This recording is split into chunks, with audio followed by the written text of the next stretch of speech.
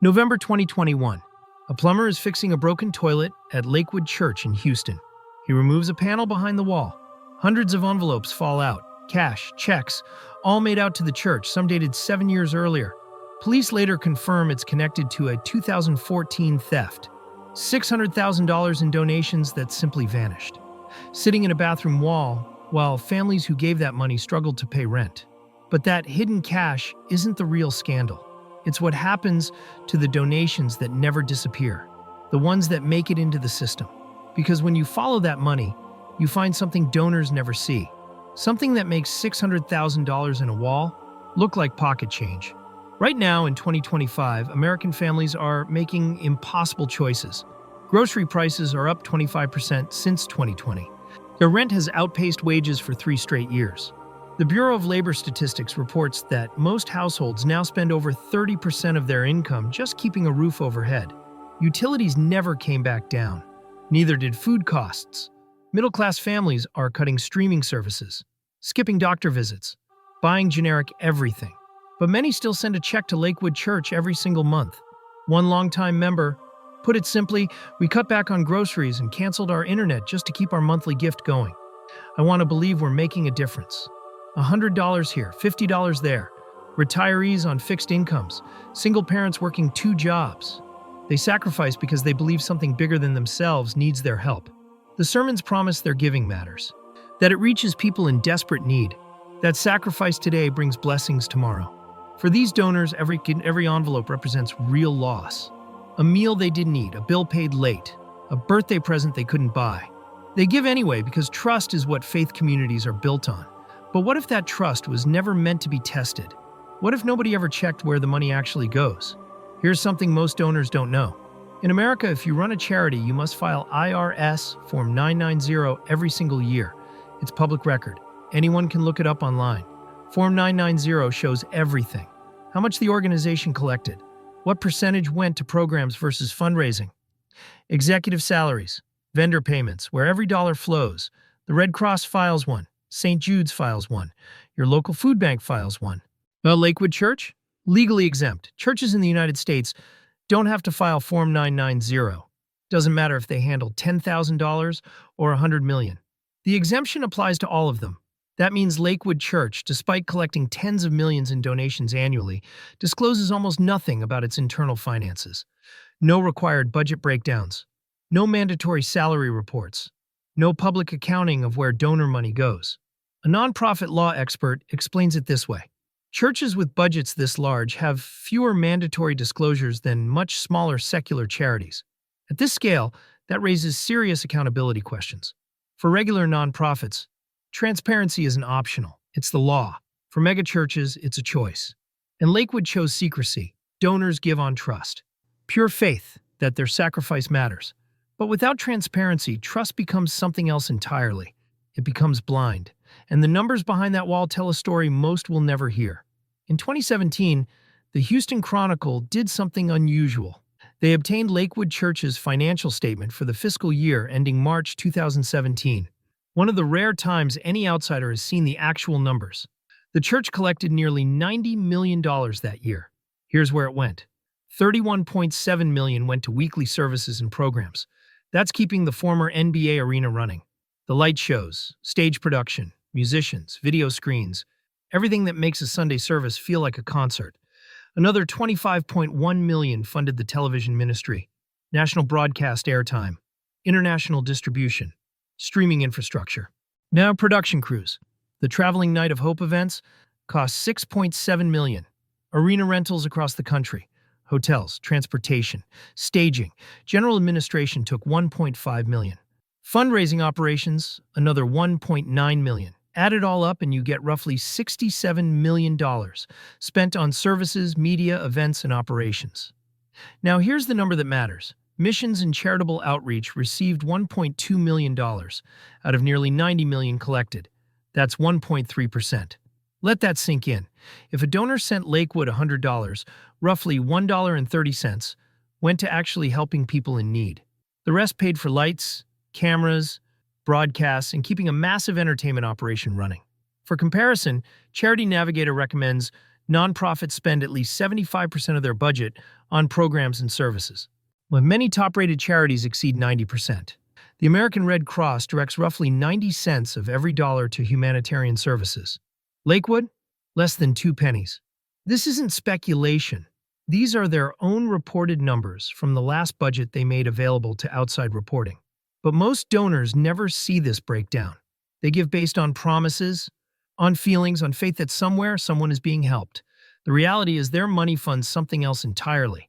And it gets worse, because the real money doesn't show up on any church budget at all. Joel Osteen will tell you he doesn't take a salary from Lakewood Church. That's been his public position since 2005. And technically, it's true, he doesn't need a church salary because donor money built him something far more valuable than a paycheck. That it built a media empire that makes him millions. Here's how it works. Lakewood's own materials explain that donations fund global media outreach. Those $25 million a year in television costs? That buys airtime on networks across America and internationally. Every broadcast reaches millions of viewers. And every broadcast prominently features Joel Osteen's latest book, not as a side mention, as a core resource. Viewers are encouraged to buy these books for guidance, inspiration, and deeper teaching. Those books are published by major commercial publishers. Faith Words, Simon & Schuster. They've reported multi-million copy sales across Osteen's various titles, and every sale generates a royalty, paid directly to Joel Osteen as the author. The books sell through Amazon, major bookstore chains, Lakewood's own events, and online store. The financial details of how those church direct sales are divided? Private, undisclosed.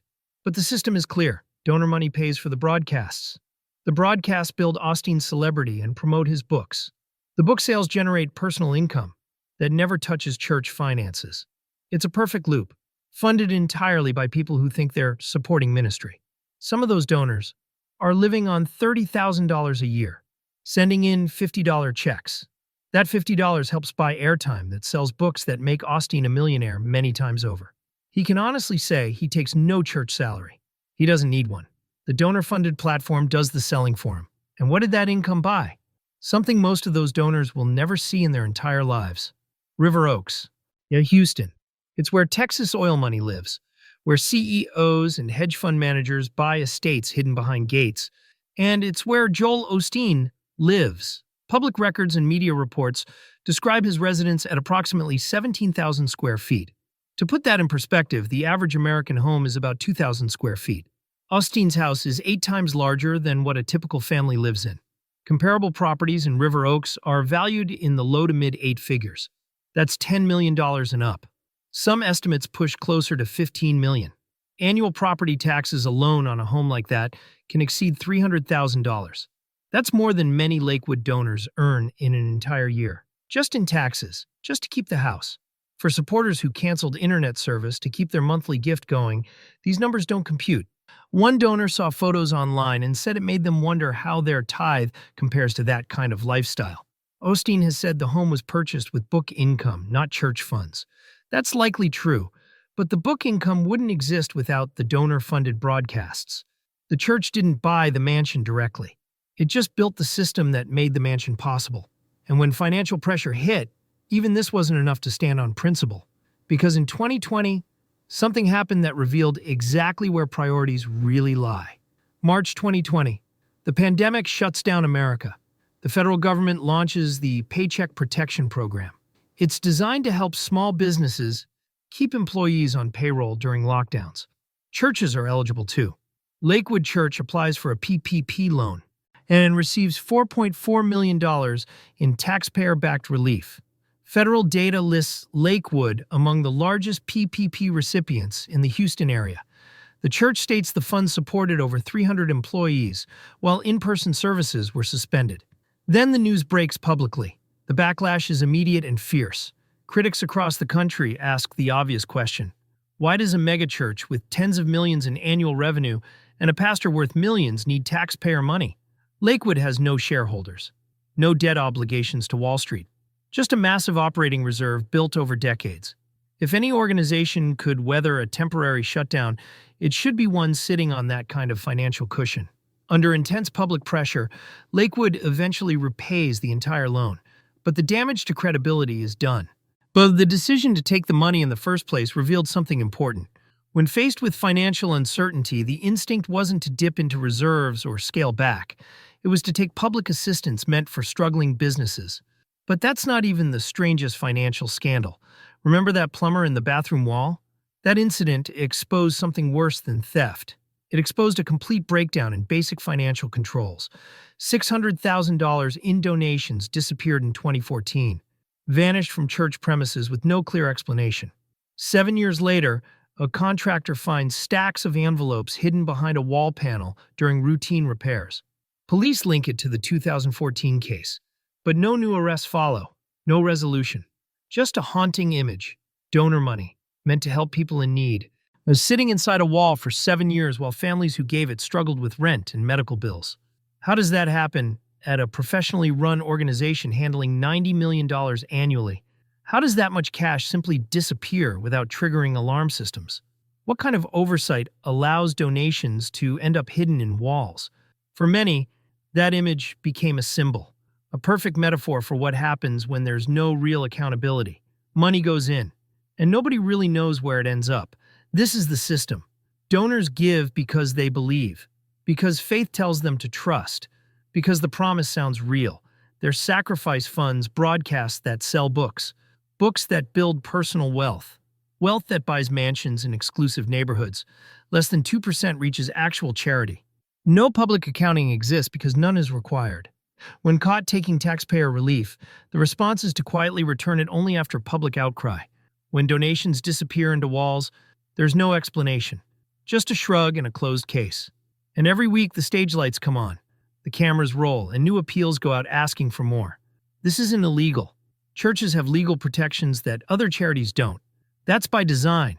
Religious freedom matters. The separation of church and state matters. But scale changes things. When an organization operates at the level of a major corporation, when it handles the kind of money that could fund entire hospital wings or feed thousands of families, when the personal wealth it generates reaches into the tens of millions. And at what point does faith-based trust become willful blindness? Other megachurches face similar questions. Lakewood isn't unique, but it is among the largest, and its opacity is among the most complete. Donors deserve to know these numbers exist. They deserve to see the 2017 budget breakdown. They deserve to understand that their $100 sacrifice mostly pays for production costs and broadcast fees. They deserve to know that the system works exactly as designed, not to help the needy, but to build platforms that generate wealth for those at the top. Some will say questioning this attacks faith itself. It doesn't. Real faith doesn't require blind trust in human institutions. Real faith can handle transparency. The question is whether the institutions can handle it too. $90 million flows through Lakewood every year. 1% goes to charity, and nobody has to explain why. What will you demand next?